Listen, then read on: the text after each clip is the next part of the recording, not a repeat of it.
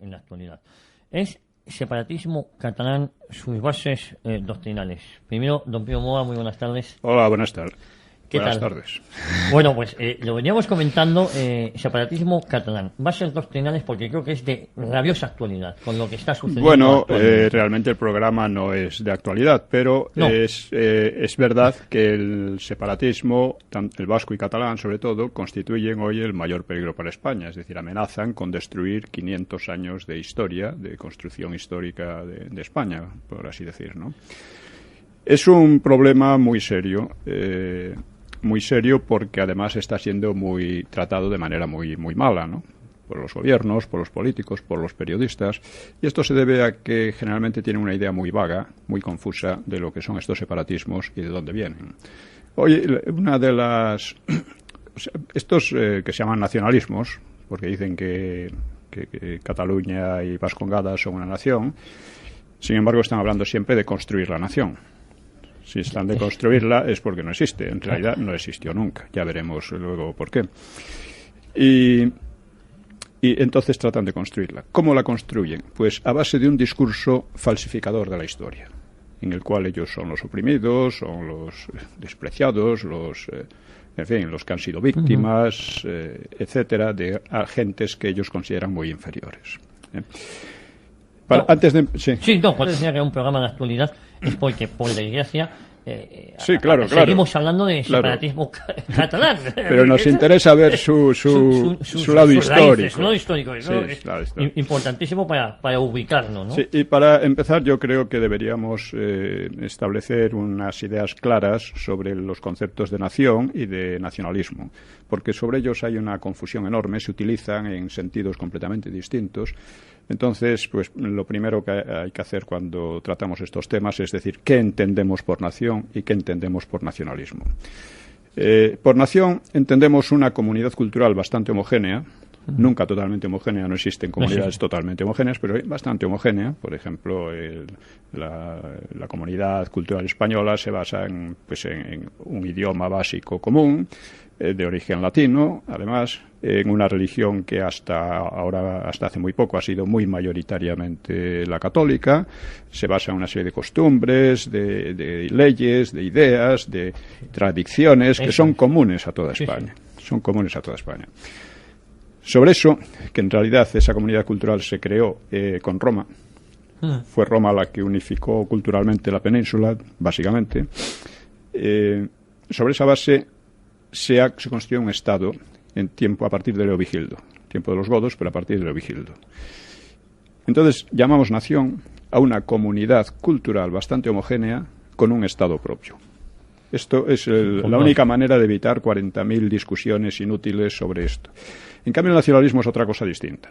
Uno se entiende por nacionalismo pues la patriotería, el imperialismo, las ganas de imponerse a los demás, pero el nacionalismo en realidad es una doctrina democrática que nace de la Revolución Francesa y que establece que la soberanía ya no se encuentra en el soberano, en el rey, sino se encuentra en la nación, en el pueblo. En ese sentido es una doctrina democrática. Lo que ocurre es que, como pasa con todas las doctrinas, puede adoptar rasgos completamente contrarios a la democracia, ¿no? Completamente antiliberales y de todo, ¿no?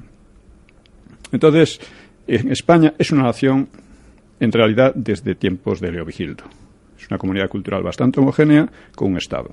Este fue destruido por la invasión árabe, árabe musulmana, sí. Pero se reconstruyó. Y se reconstruyó porque antes había existido. O sea, si no hubiera existido antes, España habría corrido la suerte del Magreb, en la que, donde la herencia latina, que era muy importante, queda hoy en estado arqueológico. Que pasa lo mismo con la herencia musulmana en España, que es más bien arqueología, 4 costumbres, 4 cosas aquí y allá sueltas, pero nada más. Incluso la cocina, ¿no? Esta es la cocina del cerdo y la de ellos no. Por poner un ejemplo. Pero fíjate, muy importante apuntar esto, es decir, muchas veces fijamos el nacimiento de España con los reyes católicos y tú sostienes, y yo creo que también es así, que es mucho anterior. La España sí, data de los visigodos. Sin ellos no habría habido reconquista, y la reconquista lo que hace es culminar hasta cierto punto, porque queda la excepción de Portugal, culminar hasta cierto punto lo que había sido la nación española antes. En Portugal ya se ha creado una situación, es otra nación, eso ya no tiene vuelta de hoja, ¿no? Pero de momento es así. Entonces, el nacionalismo español nace con las Cortes de Cádiz, que son las que dicen que la soberanía está en la nación. Y no en ningún grupo, en ninguna persona, etcétera, ¿no? Esto nace, pero nace sobre la base de que la nación existía ya. Existía ya. Si no, no se entendería nada. Porque hay algunos que dicen que no, que la nación española aparece en 1812 con las Cortes de Cádiz, por la Constitución. Oiga, no, porque además, según eso, España seguiría sin existir, porque la Constitución esa nunca se aplicó. Nunca. Entonces, son de estas cosas extrañas que no se inventan gentes que creo que su objetivo es simplemente eliminar un poco la noción de España. Desinformar. Sí, en el sentido de atacar España, atacar las bases culturales, políticas e históricas de España, ¿no? Es una tendencia muy fuerte, sobre todo desde el 98. Ya hablaremos un poco de eso. Que es muy grave porque además quien hace estas afirmaciones supuestamente son historiadores o son gente de relativo peso, ¿no? No, y que además son absolutamente, digamos, totalitarios. O sea, en la universidad, en muchos sitios, está prohibido emplear el término reconquista. Oiga, porque usted puede no creer en que hubo una reconquista, de acuerdo, pero otros sí creemos. ¿Por qué me va? Además lo podemos argumentar y demostrar. ¿Por qué usted tiene que imponer eso? Pero su tendencia es siempre esa, ¿no? Y es una tendencia que se basa en la falsificación histórica. La falsificación histórica en España es uno de los más grandes problemas que hay. Y precisamente el discurso de los nacionalistas vascos y catalanes, sobre todo, se basa en una falsificación sistemática. Están degradando sus propios idiomas, están degradando el catalán a instrumento de falsificación de la historia sobre la base del odio a España. Eso es lo que realmente están haciendo. Entonces, ¿por qué lo hacen? Lo hacen porque sus concepciones de base les llevan ahí. Son unas ideas que vamos a ver ahora que necesariamente generan esa distorsión. El verdadero fundador del nacionalismo catalán es Prat de la Riba, es decir, el fundador de un nacionalismo o separatismo operativo. Antes había habido unos cuantos personajes, ¿no? Pero que realmente no había cuajado en un movimiento real. Prat de la Riba, que era católico ferviente, pues expresaba el cimiento de su ideario, lo expresaba de esta manera. Dice, son grandes, totales, irreductibles las diferencias que separan a Castilla y Cataluña, Cataluña y Galicia, Andalucía y Vasconia. Las separa, por no buscar nada más, lo que más separa, lo que hace a los hombres extranjeros unos de otros, lo que, según decía San Agustín en los tiempos de la Gran Unidad Romana, nos hace preferir la compañía de un extranjero a la de nuestro perro, que al fin y al cabo más o menos nos entiende. Le separa la lengua. Eso es una de las cuestiones básicas. Si creyéramos a Prat de la Riba, nadie entendía el español común fuera de Castilla, si acaso en Andalucía o Canarias. Y un catalán debía preferir, de acuerdo con la nueva doctrina, la compañía de su perro a la de un castellano, un gallego o un vasco. Su visión histórica resalta cuando opone, por ejemplo, el gótico y el románico de nuestros monumentos a la Alhambra o la Giralda, como si a Cataluña le caracterizasen el gótico y el románico y al resto de España la tradición árabe. Son disparates de un calibre que uno los lee y los expresa y se queda un poco patidifuso. Claro, y es de formación porque utilizan... Sí, pero ojo, que esta es la base de sus ideas y es lo que le lleva a una falsificación tras otra, ¿no? Es más, él dice, para él, bien mirados los hechos, no hay pueblos emigrados, ni bárbaros conquistadores, ni unidad católica, ni España, ni nada. España para él no existe. No existe, no niega la mayor. Sí, entonces él dice que, claro, en la mentalidad catalana existía lo que llama una monstruosa bifurcación de la conciencia, que les hacía sentirse españoles y catalanes, que es lo que ha pasado en todas las regiones, claro. Así, España la presenta como un aparato estatal un tanto etéreo, sin sustancia de nación. O sea que no se sabe en qué se apoya esa nación. Prat, sin embargo, hay una diferencia, ya hablaremos de las concepciones del separatismo vasco. Hay alguna pequeña diferencia porque Sabino Arana preconizaba una separación radical de resto de España, España. El resto de España. Mientras que Prat de la Riba tenía una visión un poco mesiánica y un poco extravagante, pero bueno, muy mesiánica, que incluía en cierto modo España, ¿no? Sí, muy condescendiente con España. Claro. Prat de la Riba, dice, anhelaba más que la libertad para mi patria, para Cataluña. Yo quisiera que Cataluña comprendiera la gloria eterna que conquistará la nacionalidad que se ponga a la vanguardia del ejército de los pueblos oprimidos. Decidle que las naciones esclavas esperan, como la humanidad en otro tiempo, que venga el Redentor que rompa sus cadenas. Haced que sea el genio de Cataluña el Mesías esperado de las naciones. Son manías de grandeza realmente asombrosas. Mesiánicas, lo has clavado. Eso es de principios del siglo XX.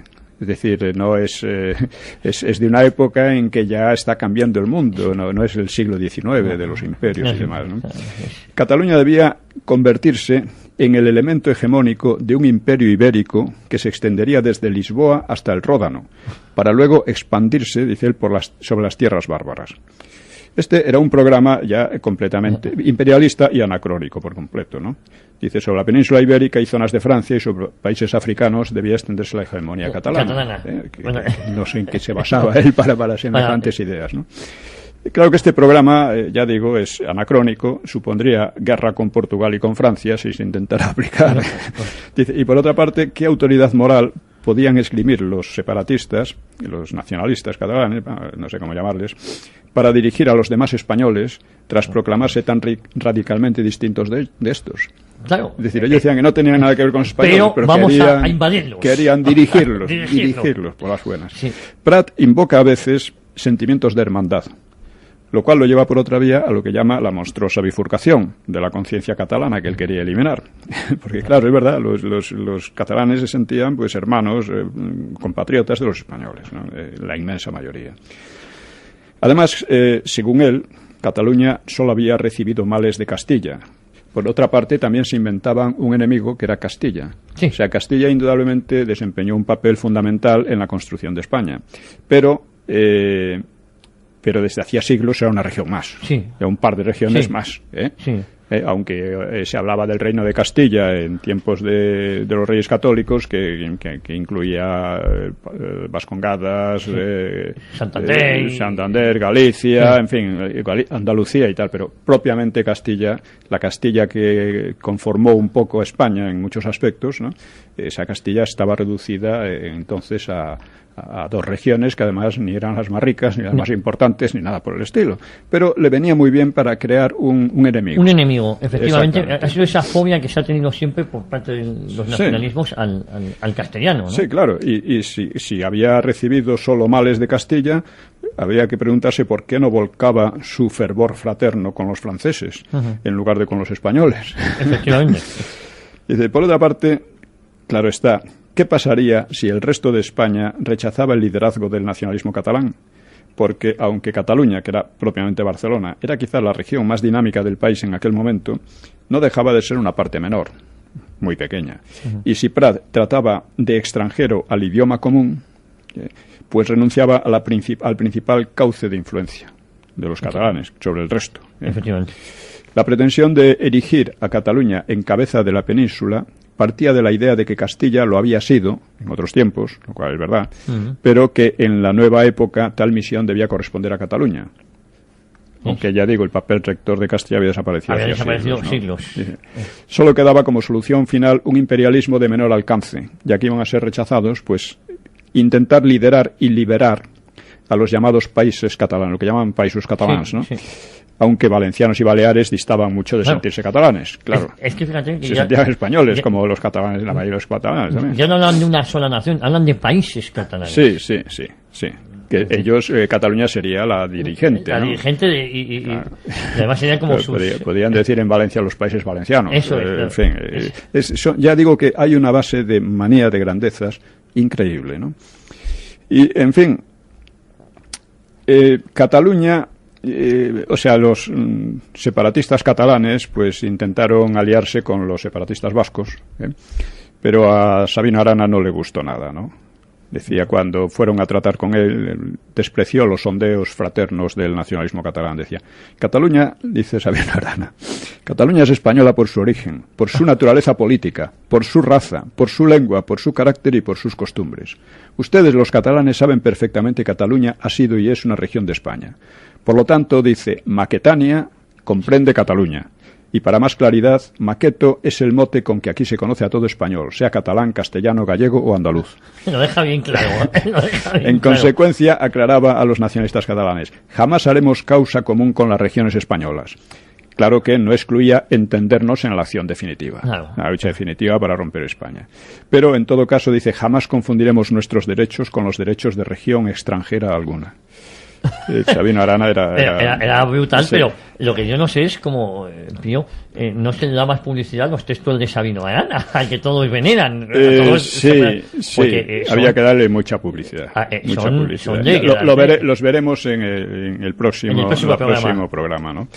El nacionalismo catalán y el vasco eran muy de derechas inicialmente, ¿no? Se consideraban muy católicos y tal, pero en el nacionalismo catalán, el separatismo catalán propiamente, porque si dicen que Cataluña es una nación, quiere decir que debe aspirar a su propio Estado, por lo tanto debe aspirar a separarse. Por lo tanto, nacionalismo y separatismo van juntos de manera inevitable, en este caso, ¿no? En este caso. El nacionalismo español no es conservador, trata de conservar algo que ya existía desde hace mucho tiempo, ¿no? Con el tiempo, pero al nacionalismo catalán, al separatismo catalán, nacería una rama de izquierdas más radical y más separatista, ¿no? Mientras que la de derechas, que era dirigida por Cambó, que era un discípulo de Prat de la Riba, pues encontraría, el nacionalismo de Cambó, encontraría en el patriotismo español la ampliación natural y complemento necesario del patriotismo catalán. Esto lo decían en 1934, porque veían que aquellos manejos, aquellas maniobras que estaban haciendo, estaban potenciando la revolución social y eso no lo querían de ninguna manera. Eso es la doble vertiente del separatismo catalán, ¿no? Que le sale la rama por su izquierda. Sí, Prat, en su propaganda, lo que cultivaban Prat y sus seguidores era un victimismo algo quejumbroso y sentimental que conmemoraba derrotas históricas reales o supuestas, como la de 1714, ¿no? Claro. Sí. Junto con un sentimiento de superioridad ultrajada. Sí. Vamos a ver de dónde viene todo esto, porque su base es un racismo verdaderamente estrafalario. En tiempos recientes se ha negado que, así como el racismo de Sabino Arana es clarísimo, ¿no? En tiempos recientes se ha negado el racismo en el separatismo catalán, pero hay estudios de Francisco Caja, de Joan Luis Marfany, otros también, Barraicoa, es muy interesante el libro de Barraicoa, Historias ocultadas del nacionalismo catalán y otros. Dice, uno de los primeros teorizadores separatistas, Valentí Almirall, afirmaba que en la península vivían dos razas muy distintas, la pirenaica y la del centro-sur. A la pirenaica le distinguiría un espíritu analítico, directo al fondo de las cosas, basado en la libertad, confederal, mientras que la otra raza era generalizadora, soñadora, aficionada al lujo y la ampulosidad, arbitraria, centralizadora y absorbente. La unión con Castilla habría tenido un efecto fatal sobre el espíritu catalán, al que habría desnaturalizado. Cabe observar el estilo generalizador y un tanto soñador o fantasioso y muy poco pirenaico del propio Almirall. Bueno, porque eran cosas puramente, en fin, unas teorías de análisis, no tenía nada, ¿no? Dice, claro que la distinción entre tales razas, que era invisible en lo físico, resultaba también confusa en lo psicológico, por lo cual otro pensador separatista, Pompeu Gener, la afinará. Dice, nosotros, los catalanes, que somos indogermánicos de origen y de corazón, no podemos sufrir la preponderancia de tales elementos de razas inferiores. O sea, el resto de los españoles. Lo dice claro. No podemos ser mandados por los que nos son inferiores. En su condición de arios, los catalanes emparentaban con los demás pueblos arios de Europa, tan opuestos a la raza al sur del Ebro, donde dominaba el elemento semítico, y más aún el presemítico o berber, con todas sus cualidades, la morosidad, la mala administración, el desprecio del tiempo y de la vida, el caciquismo, dice, una raza bárbara, monótona y atrasada como una tribu de África. Bueno, estas son los análisis. Estas ideas iban mezcladas con un fuerte antisemitismo y antijudaísmo, máxime cuando señalaban con sentimiento en las clases adineradas de la propia Cataluña se había infiltrado un ingrediente semítico, dificultando que el elemento indogermánico verdaderamente humano se levante y triunfe de esos neomoros, adoradores del verbo, raza de gramáticos y sofistas, de esos neojudíos. El carácter indogermánico de los catalanes era, ni que decir tiene, tan fantasía como las cualidades achacadas a las razas semíticas y presemíticas del resto de España.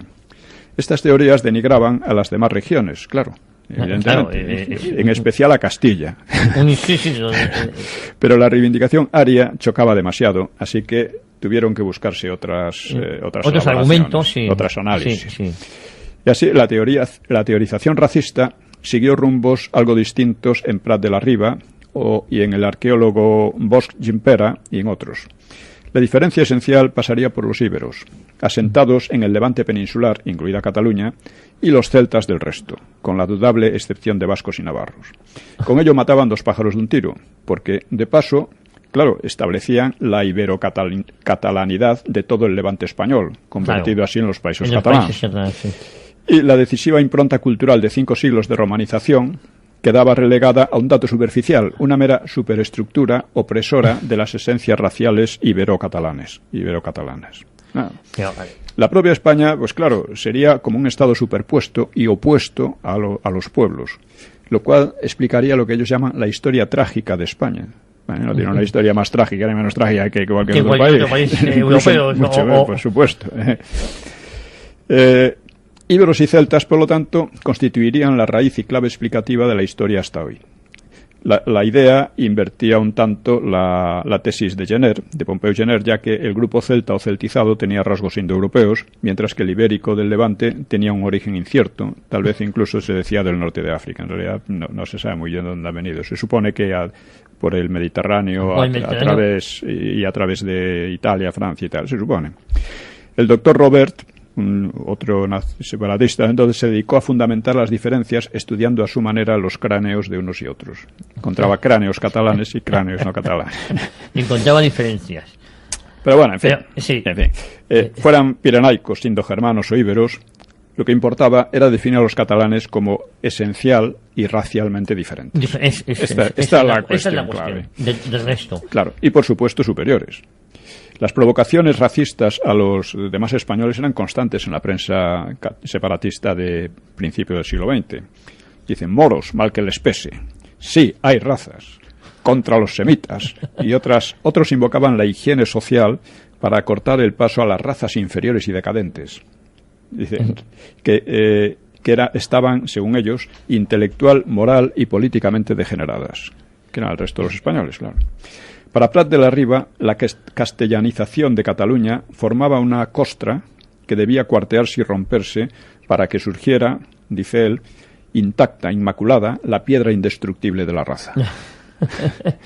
En 1930, Pere Martí Rosell, posterior diputado por la Esquerra, afirmaba que la raza constituye la única fuente de cultura y debe mantenerse pura, evitando el mestizaje. Rovira i Virgili, otro líder y pensador separatista de izquierda, equiparaba, como solía hacerse, a España con Castilla y explicaba su relación con Cataluña como un irreductible antagonismo espiritual. O sea, chocaba totalmente, ¿no? Hay que señalar que, por ejemplo, la dinámica económica catalana, la industrialización, etcétera, se había dado en gran medida gracias a un proteccionismo abusivo que le otorgaba Madrid, que le otorgaba Castilla, ¿no? La industria textil. Exactamente, que claro, eso trajo muchos problemas, porque la idea era que a partir de esos núcleos industriales se expandieran por el resto de España, etcétera, pero el proteccionismo impidió esta expansión. De hecho, hizo que otras regiones tuvieran que pagar caros unos tejidos que podían comprar más baratos y de mejor calidad en general, ¿no? Esta fue una de las causas también de la guerra de Cuba. Sí.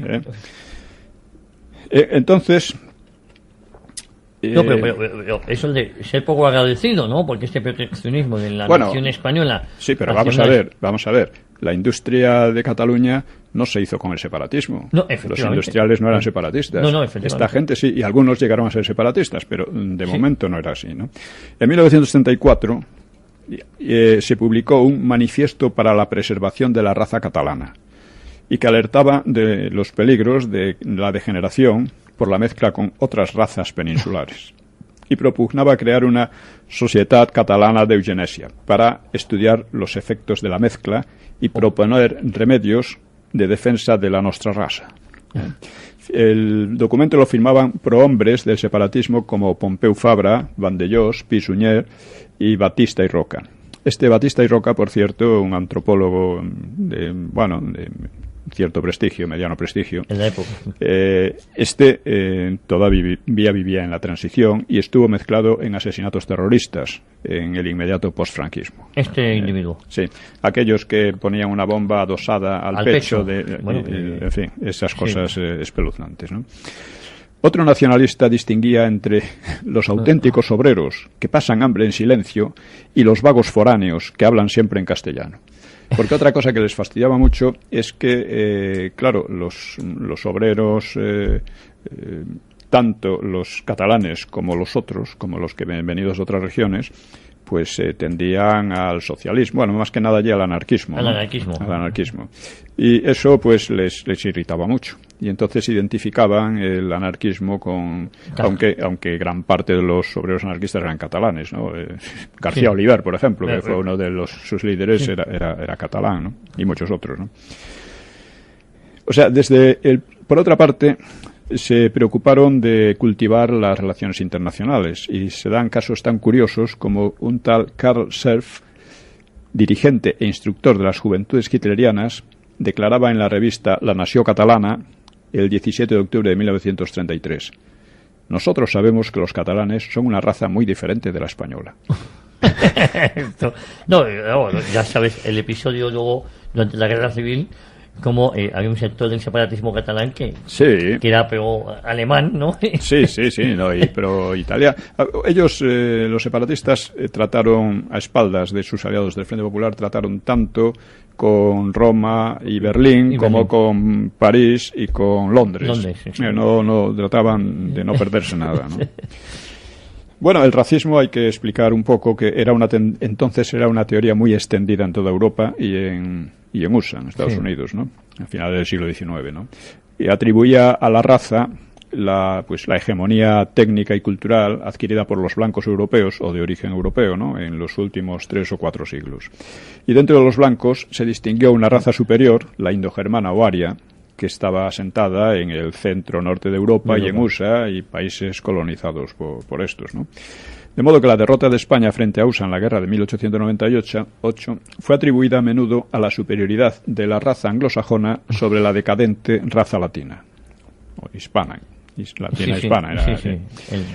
El racismo iba de la mano con la eugenesia, según la cual la mezcla racial perjudicaba a las superiores al contaminarlas con sangre inferior, por lo que convenía una política de purificación y selección para evitar la reproducción de individuos a los que se juzgaba defectuosos por escasa inteligencia o deficiencias físicas. Estas teorías tenían gran difusión entonces, en aquella época, como parecían explicaciones racionales y científicas, aunque chocaban, por ejemplo, con las ideas cristianas, sobre todo las católicas, que también estaban muy, muy extendidas, ¿no? En España el racismo, pues, tuvo cierta aceptación, pese a que en su viejo imperio el mestizaje había sido masivo, ¿no? Y al revés que en las colonias anglosajonas. Así, la fiesta de la hispanidad, el 12 de octubre, fue llamada Día de la Raza, a partir de Argentina, porque allí el racismo era más fuerte. Porque allí estaba muy orgulloso de ser blancos y no tener indios y cosas así. Los exterminaron como en USA, por cierto, después de la independencia, ¿no? Es curioso, después de la independencia, ¿eh? La independencia. Dice, pero en realidad el Día de la Raza no aludía realmente a la raza blanca, era de toda la hispanidad, en fin. No obstante, en el conjunto de España, el racismo nunca tomó ese carácter obsesivo del separatismo catalán y del separatismo vasco, ¿no? Por otra parte, estos racismos carecían de toda apoyatura, ¿no? Porque uno puede ver los mapas genéticos de la península ibérica, que se puede ver en Google, ¿no? En Internet. Y ve que no hay... Muestran que la población de España es genéticamente muy homogénea, más homogénea, por ejemplo, que la italiana, ¿no? Y es muy emparentada con las de Europa Occidental y muy disímil de las del norte de África, porque solo tiene algunas pequeñas incrustaciones de herencia del norte de África, ¿no? Del norte de África, pero vamos. En fin, por otra parte, esto lo comprueba cualquier observador sin mayores investigaciones. Usted va por Cataluña, por cualquier sitio, y ve que es el mismo tipo de gente en todos los sentidos, ¿no? Sí, que son unas teorías un pelín absurdas, pero fíjate que no se publicitan ahora. Ahora esto parece como si hemos... No, es que ha habido un cambio importante. Pues si te parece, Pío, hacemos una pequeñísima pausa, tomamos aliento y continuamos aquí en un minuto con Cita con la Historia.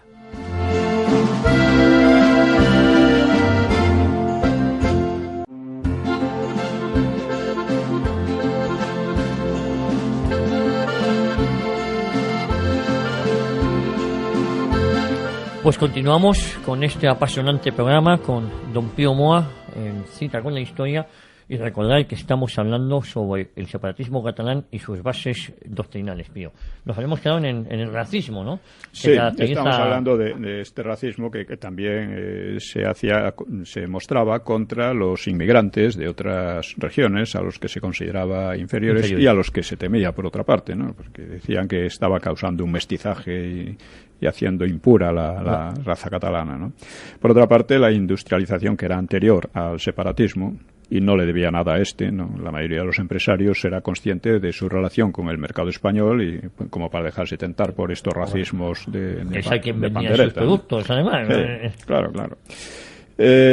Como sabemos, ¿no? El racismo alcanzó su culminación en la Alemania nacionalsocialista. Y después de su devastadora experiencia, pues claro, resultaba muy embarazoso para estos separatismos seguir hablando de razas con aquella desenvoltura anterior. Y procuraron olvidar su discurso anterior, olvidarlo. Las viejas expansiones racistas, que antes eran tan libres, ¿no? Tan espontáneas, pues debieron reprimirse y dar paso a otras consignas como los hechos diferenciales, nacionalidades históricas, la exaltación de la lengua regional, la diferenciación por la riqueza, los apellidos y todas estas cosas. Es que cambiaron el concepto de racismo, de razas inferiores, que era la española. En el fondo seguía. Pero con otra terminología. Pero con otra terminología y de otra manera. Porque, claro, sin esa pretensión de ser superiores, el separatismo pierde mucho fuelle. Claro, empiezas a decir, bueno, es que el apellido más corriente en toda Cataluña es el mismo que en casi toda España, que es García. Sí. Que es un apellido, según dicen, de origen vasco, no lo sé. Pero es un ejemplo, ¿no? Y luego Pérez, Martínez, etcétera, ¿no? Pero las formulaciones de Prat de la Riba, como las de Arana, ¿no? Son la base identificatoria de estos nacionalismos. Sin esa base, realmente, aunque la disimulen, no tienen base, no pueden desarrollarse bien, ¿no? Hoy el sustrato racista, que inconfesado, se vuelve obvio, por ejemplo, en la cuestión de los apellidos. En todas las provincias, tanto vascongadas como allí, como dije, los apellidos más corrientes, con diferencia, son los mismos que en el resto del país, ¿no? García, López, Pérez, etcétera, ¿no? Comentábamos ayer que había más de 1.300.000 personas que se apellidan García. Sí. Que es una barbaridad. Sí, no, en todas las provincias menos en 2 o 3, en 4 o 5, ¿no? Pero que otros son a lo mejor Pérez o Martínez. Eso es, pero luego están los Fernández, los López, lo comentábamos. Sin embargo, los apellidos más comunes, estos, apenas tienen representación en las direcciones de los partidos separatistas. Esto se ve tanto en Vascongadas. Sabino Arana decía: aún hay necios que se ríen de la distinción que hacemos de los apellidos. El apellido es el sello de la raza. Si un apellido es euskérico, euskeriano es el que lo lleva. Si es maqueto, maqueto es su poseedor. Hay mezcladas numerosas familias vizcaínas con maquetas. Habría que establecer, en caso de independencia, distinción entre originarios y mestizos, tanto respecto a los derechos como a los lugares en que pudieran avecindarse. Pero esto, claro, es el mismo ejemplo más disimulado en el nacionalismo catalán, ¿no? Claro, desde la transición, al llegar a la transición, el separatismo era muy débil en Cataluña y también en las Vascongadas, ¿no? Y era inconveniente ostentar abiertamente el racismo, y el hecho de que la hispanofobia contaba con pocos seguidores, pues por eso el separatismo ha buscado ganar votos también entre la población originaria de otras regiones, porque si no veían que se quedaban muy aislados. Así, Cataluña, dicen ellos, y Euskadi habrían acogido paternalmente a los inmigrantes, dándoles el pan que se les negaba en España. Efectivamente. En España. Este es el argumento que dan. La realidad había sido la contraria, pues el separatismo siempre había obsequiado a los obreros de fuera con su máxima aversión y desprecio, ¿no? Y esta falsedad se combina con la prédica de una oposición que es antihistórica ya desde la escuela entre lo catalán y lo español, y un ultraje realmente frenético hacia España, ¿no? Ahora admiten el movimiento separatista pues a personas de otro origen regional, aunque las tratan siempre como simple masa de maniobra política, y las consideran, sin decirlo, como una mancha o defecto por los apellidos corrientes en toda España, ¿no? Y así encontramos hoy a algunos exaltados separatistas en gentes procedentes de otras regiones, y muchos incluso han deformado sus nombres y apellidos hasta extremos realmente infantiles, ¿no? Para asimilarlos o para hacerlos dignos, para hacerlos dignos de la raza superior. En definitiva, aunque eso no se dice así, pero es así. Ese es el objetivo. Federico Jiménez dos Santos decía como de repente al llegar a la transición le decían que firmara Frederic y cosas por el estilo, ¿no? Sí. Eso se ha hecho y mucha gente lo hace. Y bueno, hay el caso también, esto ya es muy viejo, el caso curioso del hermano de Sabino Arana, que era todavía más racista que él, y que se casó, creo que de penalti, con una criada de Huesca que se llamaba Egués Hernández. Entonces le vasquizó sus apellidos en Eguaraz Hernandoren. Por cierto, que Egués era un apellido vasco y él no se dio cuenta. Dice, por si acaso voy a poner más. Sí, pero digo que pese al disimulo, ¿no? El racismo se sigue expresando de mil formas, ¿no? A veces mezclada con esas manías de grandeza que tienen un fondo infantil. Por citar algunas frases que se oyen ahora, dice: a mí siempre me ha dado asco ser español, como espero que a todo el mundo. Esto lo decía Albert Pla, un cantautor. Dice: la corrupción en Cataluña es una consecuencia de su españolización en las últimas décadas. Dice Salvador Cardús, ojo, exdecano de Ciencias Políticas de la Universidad Autónoma de Barcelona. O sea, no es un mindundi cualquiera el que suelta estas barbaridades. Es decir, la culpa de la corrupción endogámica que llevan en los últimos... Sí. Un director de Tele3, TV3, Joan Oliver, dice: los españoles son españoles y son chorizos por el hecho de ser españoles. No, es muy democrática la expresión y muy pensada, muy racial. Sí. Tony Albla, que es un actor habitual en TV3, dice: yo a España la defino como el prostíbulo más grande del mundo. Dice otro, Alfons López Tena, un diputado autonómico, dice: la España democrática se basa en el principio de robar a los catalanes. Aquí tienes una escritora que se llama Isabel Clara Simó, dice: seremos la cuarta potencia europea y Europa estará orgullosa de tener por fin un Estado civilizado en el sur del continente.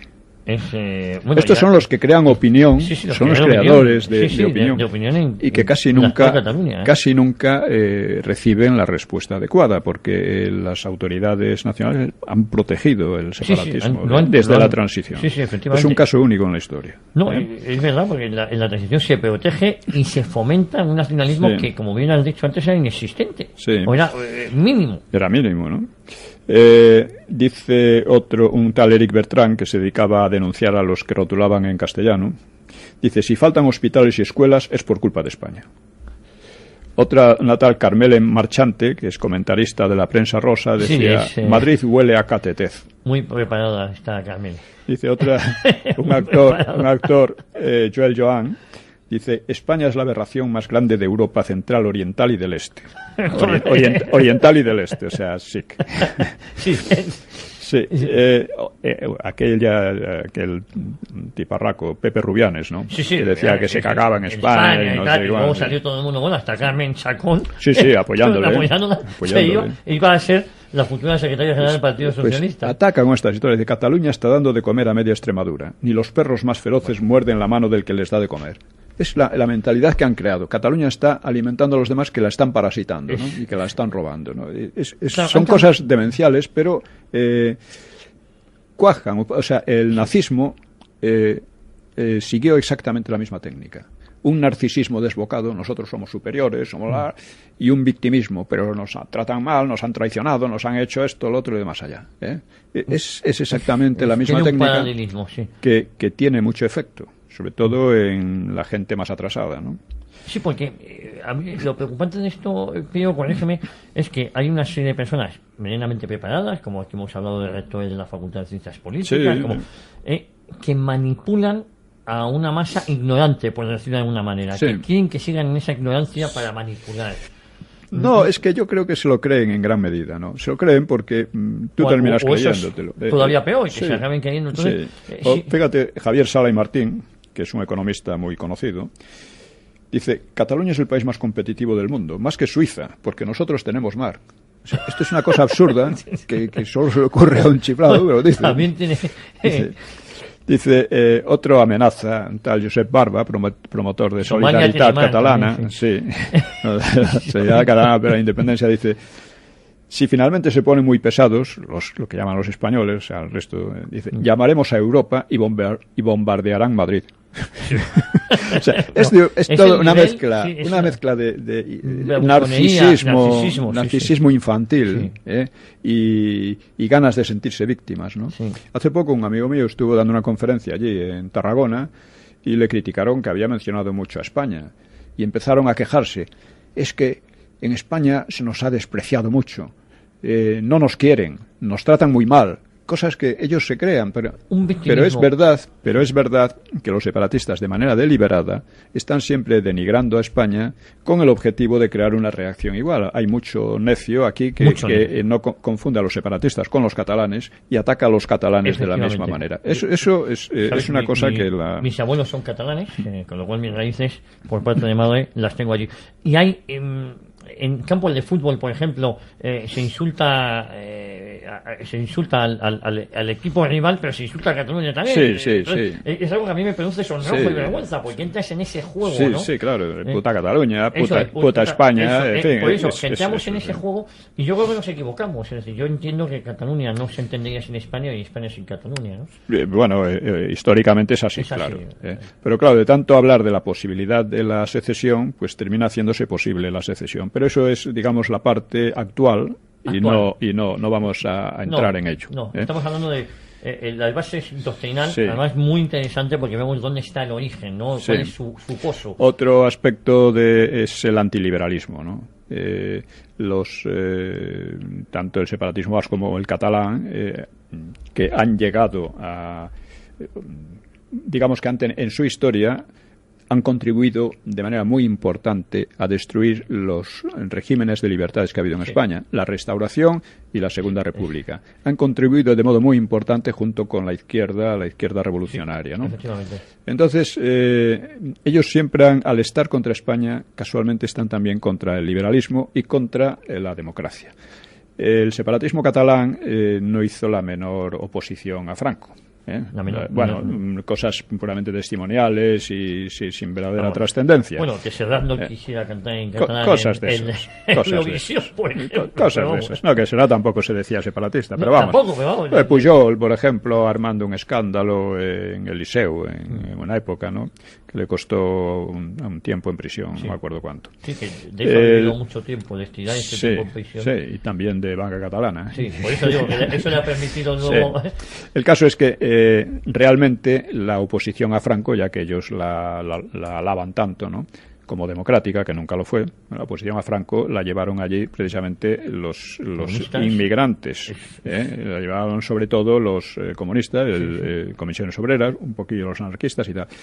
Los separatistas, su oposición consistía en ir a ver pornografía en Perpiñán. Realmente es una cosa curiosa, pero no, la oposición real no existió. Llega la democracia, que no les debe nada a los separatistas catalanes, pero ellos son los grandes beneficiarios y los que mejor la aprovechan. Bueno, la aprovechan contra la Constitución que se votó más en Cataluña que en Madrid, la aprovechan contra la Constitución que nunca ha regido allí, porque siempre han pisoteado la ley. En fin, ellos siempre han ido más. Entonces, además han conseguido crear una situación de control de los medios de masas que es tremenda, es control. ¿Cómo cambia el nombre? Exactamente, desde la Vanguardia hasta quiero decir, de la control a través de subvenciones, de imposición de personajes, de directores, etcétera. Todo esto está controladísimo. Yo te puedo decir que en una ocasión de una conferencia en la Universidad de Barcelona, que fue poco después de que agredieran a Sabater y a otras personas que estuvieron por allí, a Vidal Cuadras también, y a mí no me agredieron, porque debieron darse cuenta de que eso les perjudicaba por el eco que tenía en todo el país, ¿no?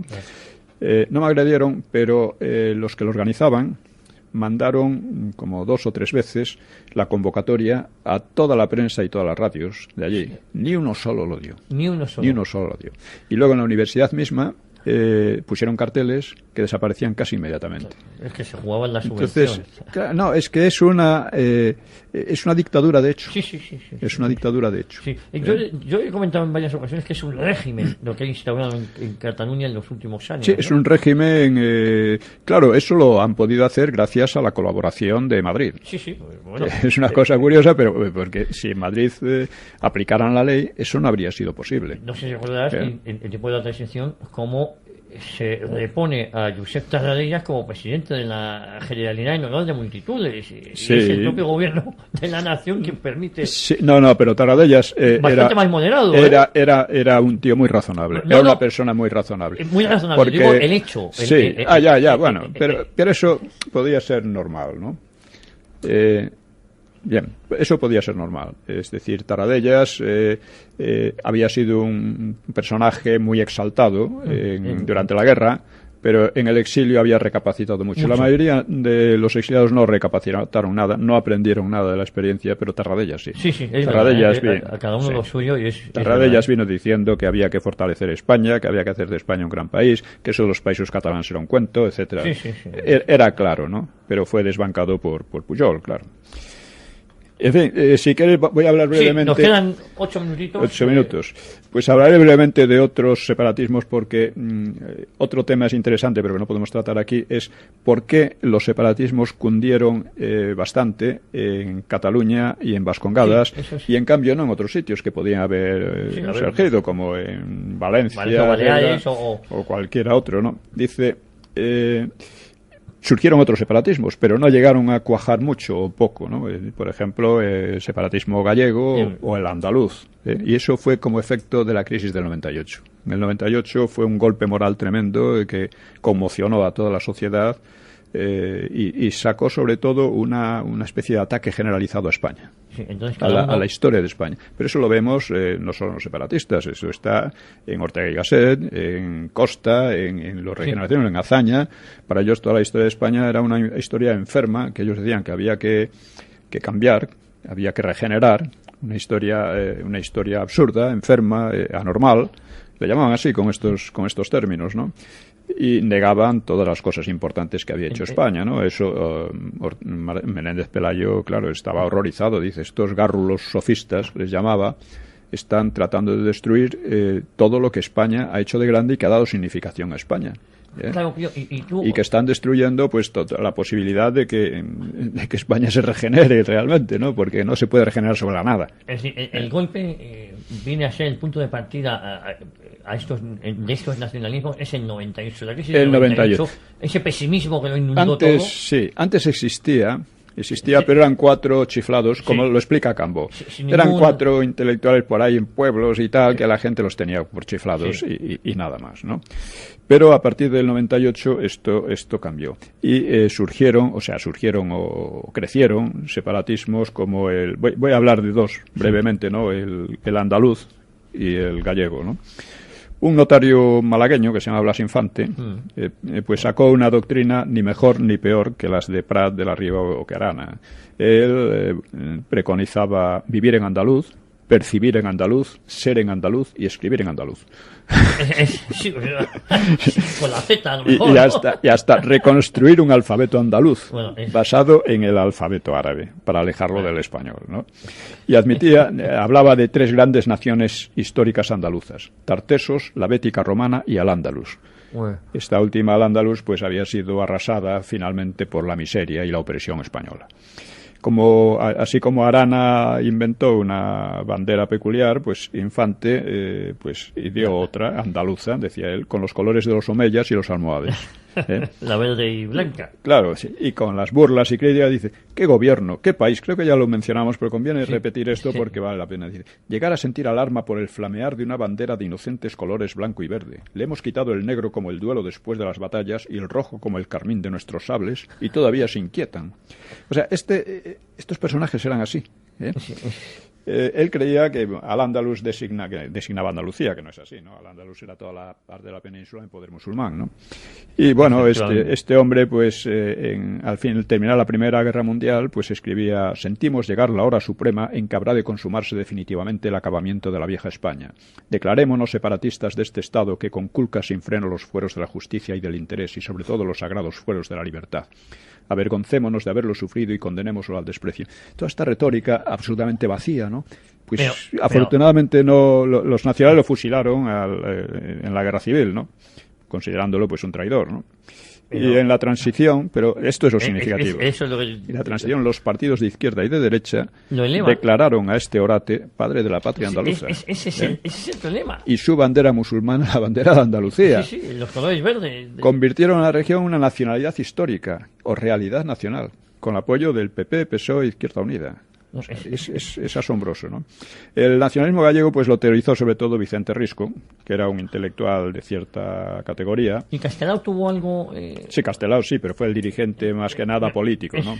Pero anterior y más intelectual a Vicente Risco. Y de Galicia pues tendría que superar su desgraciada historia en España y recobrar su raíz céltica, que la hermanaba con Irlanda, Bretaña o Escocia. De vikingos. No, con los celtas. También reivindicó el reino suevo y un atlantismo que unía a Galicia con Portugal. Dice, la misión histórica de Galicia y Portugal es la de oponer al mediterraneísmo el atlantismo, fórmula de la era futura. Detrás de nosotros, España entera infestada de mediterraneísmo se incorporará a la civilización atlántica. O sea, son muy mesiánicos siempre. Sí. Decía que las razas del resto de España ya no tenían fuerza creadora y que había que restaurar la Atlántida. O sea, son cosas así. Bueno, Risco tenía bastante inteligencia y bueno, terminó apoyando a Franco, entre otras cosas. Y es difícil saber si se creía realmente sus nebulosas construcciones céltico-atlantistas. Pero Arana y Prat sí que se creían las suyas, y quizá Infante también. Una de las causas por las que se impusieron el separatismo vasco y catalán consiguieron arraigar, fue ese mesianismo de sus dirigentes. Eran dirigentes completamente entregados a la causa. Se lo creían, sus construcciones se las creían. Y entonces dedicaron su vida a ello. Mientras que ni Vicente Risco, ni Blas Infante tampoco, no, realmente era una cosa más bien pintoresca, pues probablemente no acababan de creerse lo que ellos decían. No. Pero estos llegaron a autoconvencerse de que ellos eran una raza superior, de que había que acabar con España, etcétera. Estaban perseguidos por España. Estaban perseguidos por España. Importa señalar que tanto Prat de la Riba como Sabino Arana se consideraban católicos fervientes. Esto a veces se olvida, ¿no? Luego, otra de las causas también del separatismo fue que la derrota de los carlistas en la última guerra carlista. Esto que hizo que algunos carlistas empezaran a considerar que el resto de España no era verdaderamente católica, que no respetaba la tradición, que era liberal, mientras que en Cataluña y las Vascongadas, que los carlistas habían tenido en las dos mucha fuerza, representaban la tradición y el catolicismo, y por consiguiente había que alejarse un poco de ellos. Mucho carlista evolucionó en el mal sentido, o involucionó, no sé cuál sería la palabra. Bueno, no fueron muchos, pero un sector sí. Un sector. Un sector sí. Entonces,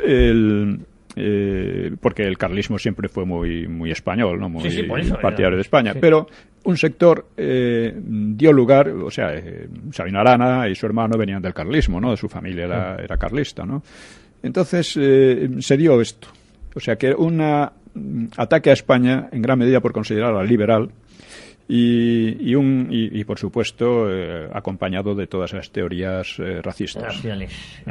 Que fíjate, ahora mismo ya en el siglo XXI, una de las cosas del referéndum catalán es que quieren dar el voto a los inmigrantes islámicos, o árabes, perdón, ¿no? Sí. Fíjate cómo ha cambiado esto, ¿no? Su odio al resto de los españoles es tan grande que prefieren a los islámicos. Es una cosa increíble. Además, que lo tratan de considerar como una demostración de que ellos no son racistas, ¿no? Son racistas hacia el resto de los españoles. Eso es.